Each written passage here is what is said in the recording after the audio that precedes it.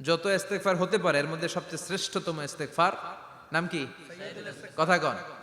বুখারীর বর্ণনা, শাদ্দাদ ইবনে আউস রাদিয়াল্লাহু তাআলা আনহু বর্ণনা করেন, এই সাইয়্যিদুল ইস্তেগফার দিনের বেলা যে পড়বে ওই দিনে মারা গেলে সে জান্নাতি।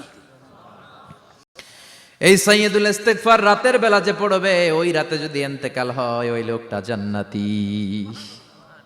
মুখস্থ আছে না? কার কার মুখস্থ হাত তুলেন। মাশাআল্লাহ, তাবারাকাল্লাহ, মাশাআল্লাহ, মাশাআল্লাহ। আর যাদের নাই তাদের হোমওয়ার্ক, তাদের আল্লাহুম্মা আনতা রাব্বি লা ইলাহা ইল্লা আনতা খালাকতানি ওয়া আনা আবদুক ওয়া আনা আলা আহদিকা ওয়া ওয়া'দিকা মাস্তাতা'তু আউযু বিকা মিন শাররি মা সানা'তু আবুউ লাকা বিনি'মাতিকা আলাইয়া ওয়া আবুউ লাকা বিযামবি ফাগফিরলি ফাইন্নাহু লা ইয়াগফিরুয যুনুবা ইল্লা আনতা। সুবহানাল্লাহ পড়েন। আজকে রাতে পড়ছেন, মারা গেলে জান্নাতি। চিল্লায় পড়েন না আল্লাহু আকবার।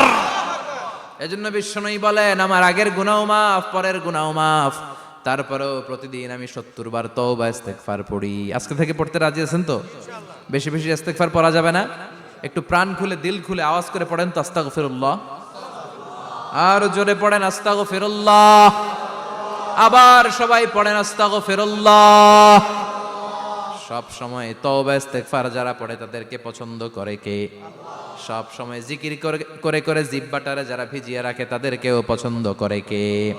আল্লাহ বলেন, ওয়াজকুর রাব্বাকা ফি নাফসিকা তাদাররুআন ওয়া খীফাতান ওয়া দুনাল জাহরি মিনাল কওলি বিল গুদুবি ওয়াল আসাল ওয়া লা তাকুম মিনাল গাফিলিন। সুবহানাল্লাহ পড়েন। আল্লাহ বলেন, ওয়াজকুর রাব্বাকা ফি নাফসিক, আল্লাহরে মনে মনে ডাকো, তাদাররুআন ওয়া খীফা